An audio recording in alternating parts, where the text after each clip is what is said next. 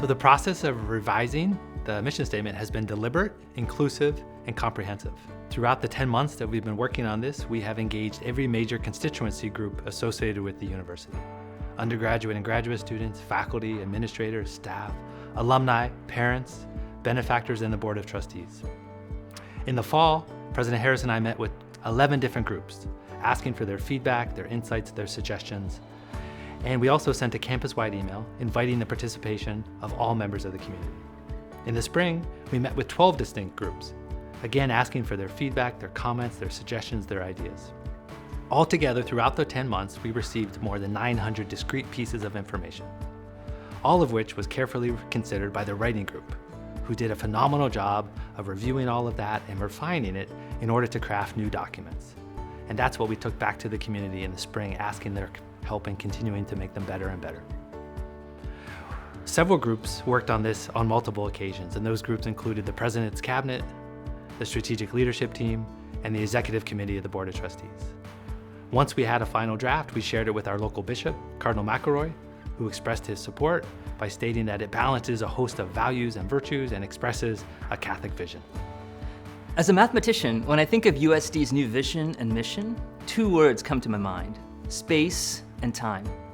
Space, because not only are we located in this stunning corner of America, but we're also along an international border, giving us direct access to some of the tremendous beauty and immense challenges of our world. And time, because the power and wisdom to actually address these challenges, they don't come from the present, but from the foundations of our past. So let me give you an example. I believe one of the great challenges facing us in the next quarter century is that of machine learning and AI, artificial intelligence. But to me, this struggle is not about machines or intelligence, but about what is real. In other words, we're foundationally asking, what does it mean to be human? The great strength of USD is that in trying to answer this question, we're not adrift or without direction, but we stand firmly on the rock of tradition.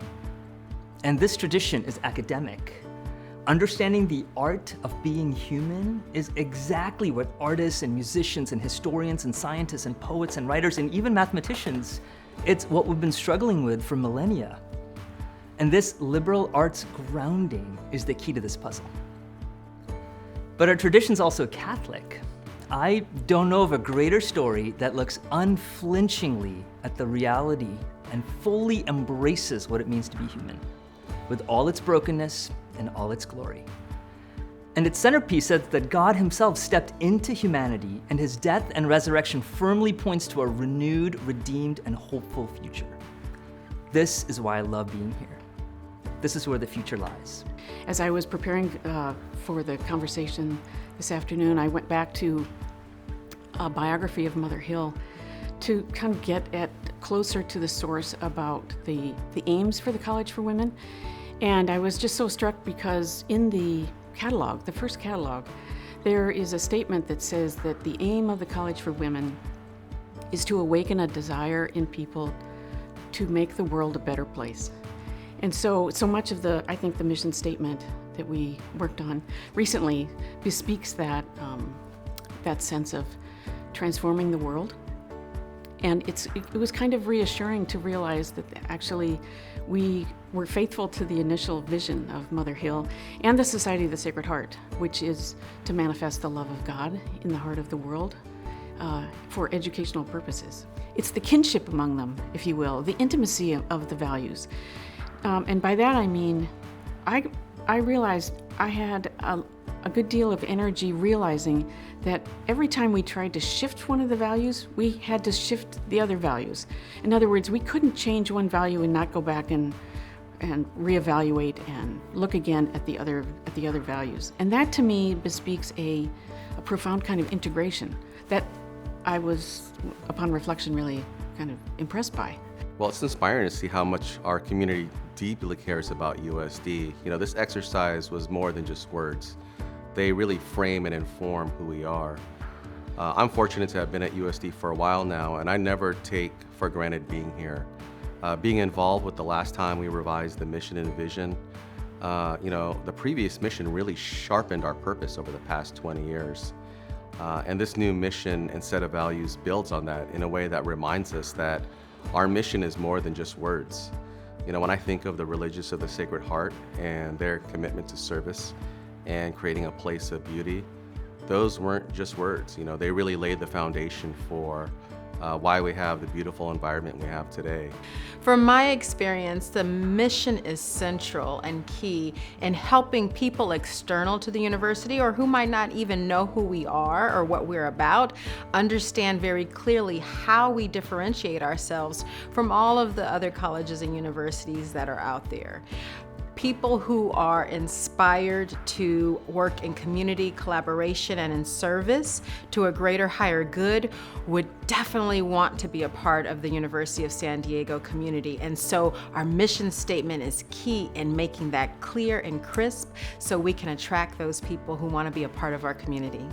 For me, it was an exciting process because I come from a background not only of PK-12 education and working in higher ed, but I also have had experience as a nonprofit leader and working with other nonprofit leaders. So understanding that our mission drives all of our work, it allows people to identify very clearly who we are and what we stand for is really critical. It focuses mission. It focuses endeavors. It inspires people to think perhaps beyond what they had been thinking. You know, it was really recognized that USD's long history of local and international community engagement is part of our DNA.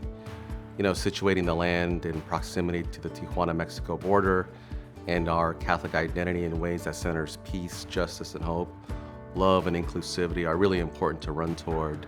You know, especially with so much division we are facing in society right now. You know, these things aren't soft measures. If anything, I would argue they are really critical elements required to help bring us together. So I was glad to see those words reflected in our statements and values. One thing to think about is to compare the previous mission statement to this one, or the previous vision statement to this one. Every school has a vision and a mission, where they're at and what they do and where they want to go. I think it's the delta that's important. You know, how has it changed? What's wrong with the old one? That to me is the more important question. And to me, what was missing in the old one was our sense of our past.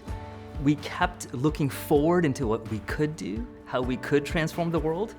But to me, that's imagination and strength without substance. Like, what is it that you're standing on in order to confront? Where's your power coming from? And to me, the new mission and vision statement talk about our heritage and talk about our history. If you look at the mission statement, it talks about building a road to develop individuals that will inspire hope in our communities, that will inspire inclusion, and also kind of generate this sustainable world, right? So looking to kind of you know, what the care of our planet, the care of our common home. And so my hope is that the mission and the vision and our values will provide that reminder of why we're here and what we're trying to accomplish, especially when it's difficult, when we're stressed, when we're faced with challenges of one sort or another, that we can look to those documents and remember who we are, who we're called to be, and what we're trying to do. In particular, I know that all of us have moments where we get discouraged, and maybe we think that what I'm doing isn't bearing fruit the way I wanted to, or does it even matter? And I hope that the mission, the vision, and the values can remind all of us that it really does matter, and that the work we are doing here is really significant and really wonderful.